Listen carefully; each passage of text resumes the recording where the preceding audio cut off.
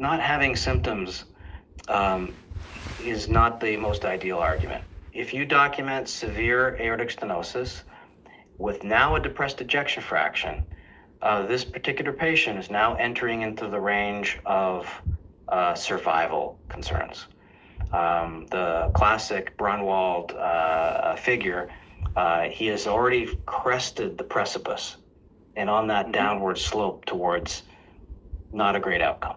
And so if the patient's ejection fraction was completely normal and asymptomatic, we also have evidence for those patients, largely in the surgical literature, that have recently been published that look at significant survival advantage in patients that have a asymptomatic preserved ejection fraction aortic valve replacement versus those that have medical therapy, significant survival advantage. Now, in this patient, with the ejection fraction dropped, we would have to have a very significant discussion, providing him with the her with the evidence to make that judgment call. But I would be very concerned with limited short-term mortality without treatment.